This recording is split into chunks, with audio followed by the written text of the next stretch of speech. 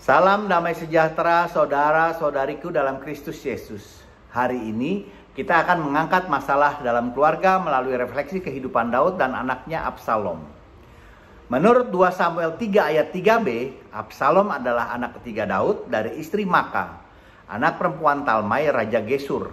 Absalom digambarkan sebagai seorang pemuda yang sangat rupawan. Bahkan dikatakan dari telapak kaki hingga ujung kepalanya tidak ada cacat padanya.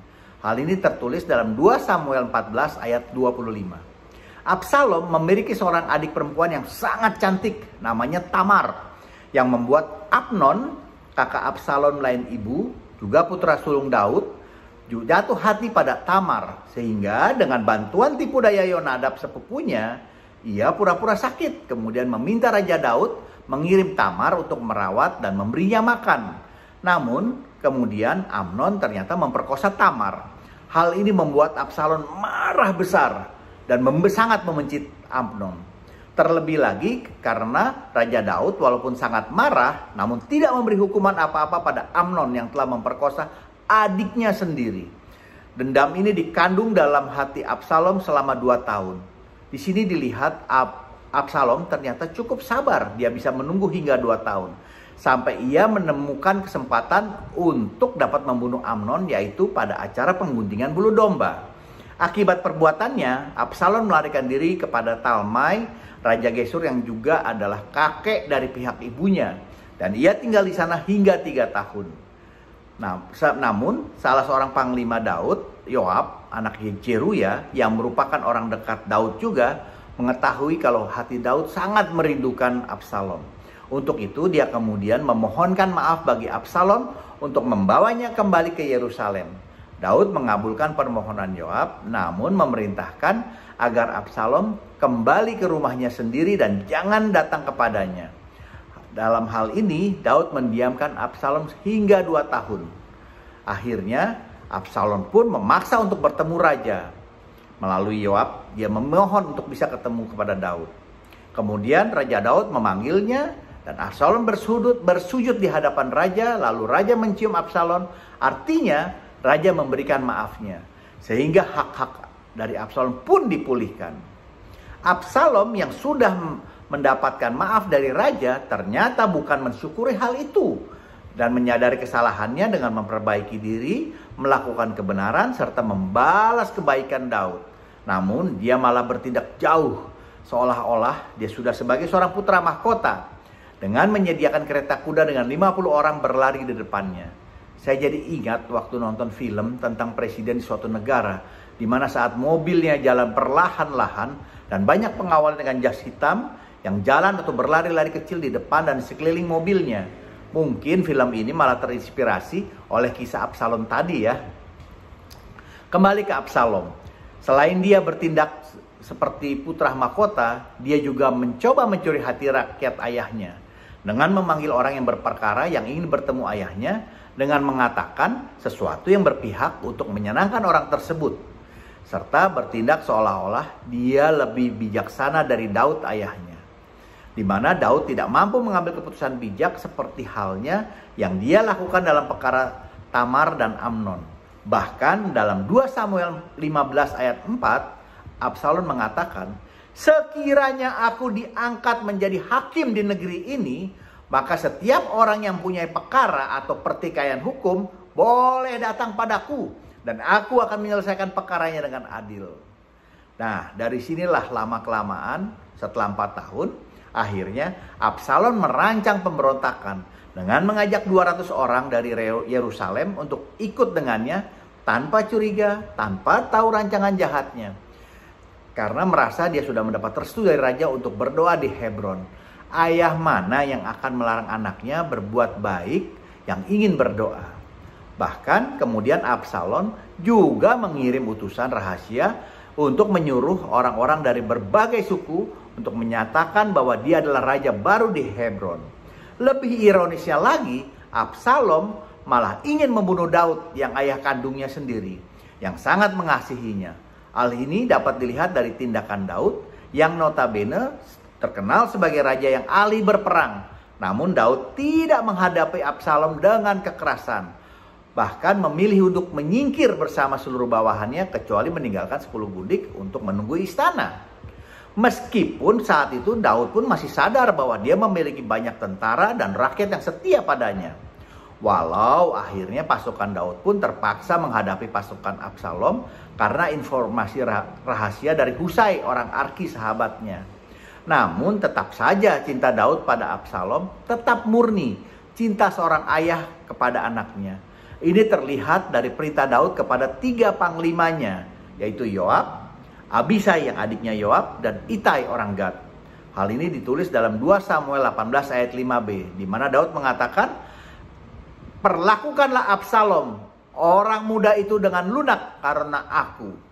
Perintah ini bahkan terdengar oleh seluruh tentara yang berada di pihak Daud. Jadi, walaupun Daud dalam perlarian karena mau dibunuh oleh Absalom anaknya yang durhaka, namun Daud tetap cemas akan keselamatan Absalom. Sayangnya, Yoab tidak mengindahkan perintah Daud. Dia membunuh Absalom yang sudah tidak berdaya karena rambutnya tersangkut oleh pohon terbantin. Dan tergantunglah dia. Bahkan, waktu datang pembawa kabar kemenangan pun, hal pertama yang ditanyakan adalah keselamatan Absalom anaknya. Akhirnya, kabar kematian Absalom bukan menjadi kabar kemenangan, namun kabar kesedihan. Daud pun meratap seperti dituliskan dalam 2 Samuel 18 ayat 33b. "Anakku Absalom, anakku, anakku Absalom.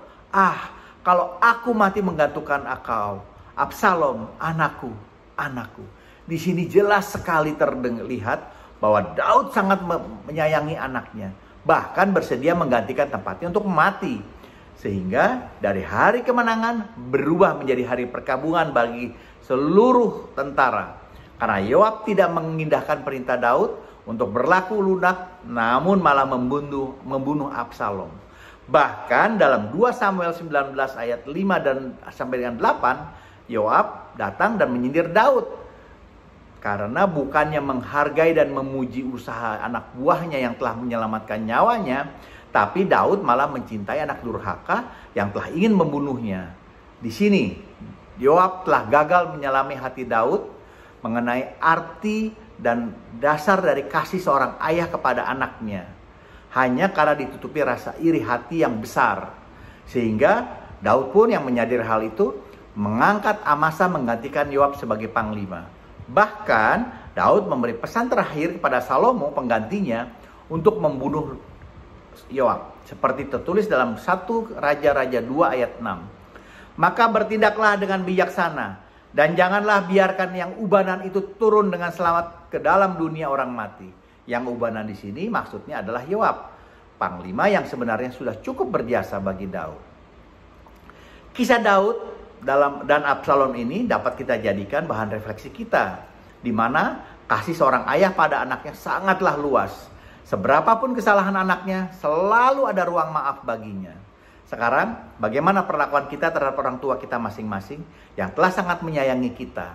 Terbayang pada saat kecil, mereka sempat kurang tidur karena mengurus kita anaknya yang terbangun karena lapar, menangis minta diusap-usap, dan mereka selalu mengerahkan kemampuannya untuk mengajarkan anaknya bagaimana untuk hidup yang baik, hidup yang benar, agar nanti menjadi orang yang baik, yang sukses, serta selalu melindunginya. Walau kadang termasuk juga membohongi anaknya dengan mengatakan, aku tidak suka dengan makanan yang disukai oleh anaknya. Atau bilang, aku masih kenyang. Hanya agar anaknya mau makan makanan kesukaannya tanpa rasa bersalah. Nah, sekarang bagaimana dengan kita? Apakah kita sudah memperlakukan orang tua kita dengan bijak, dengan baik, dengan layak, yang telah memelihara kita sejak kita dilahirkan? Atau menurut kita itu memang sudah tugas mereka sebagai orang tua dan kita tidak perlu membalas budinya? Jawabannya ada pada kita masing-masing. Untuk yang lebih luas lagi, kadang kita pun harus menyadari bahwa kita seringkali seperti Absalom, yang kita sudah mendapatkan berkat yang begitu istimewa dari Allah Bapa berupa pengampunan yang tanpa syarat, bahkan kita dipulihkan haknya sebagai anak-anak Allah. Namun setelah itu bagaimana? Apakah kita membalas kesetiaan Allah dengan berlaku setia padanya pula? Tentunya hanya kita sendiri yang dapat menjawabnya, bukan? Cerita tentang Daud dan Absalom ini pun mengingat kita pada kisah di Lukas 15. ayat 11-32 tentang perumpamaan anak yang hilang. Di mana kasih Bapa yang setia yang tidak pernah berubah sekalipun kita anak-anaknya telah menyakitinya dan pergi meninggalkannya demi kehidupan duniawi. Namun Allah tetap menanti dengan tangan terbuka agar kita bertobat dan kembali kepadanya. Kita hanya perlu menyadari kesalahannya dan semuanya akan dipulihkan. Juga perlu dicermati, kadang kelebihan duniawi bila tidak disyukuri secara proporsional malah dapat menjadi jerat dan membawa kepada kematian. Seperti halnya Absalom. Keelokan serta keindahan rambutnya membuatnya tersangkut di pohon sehingga dia mati. Semoga kisah hidup dari Daud dan Absalom ini bisa mengajarkan kita serta meneguhkan perjuangan hidup kita dalam mengandalkan kasih Allah serta membuat kita lebih bersandar kepadanya. Bila ada masukan, mohon beri komentar. Jangan lupa setelah nonton video ini di like dan share ke teman-teman ya. Amin. Tuhan Yesus memberkati kita semua.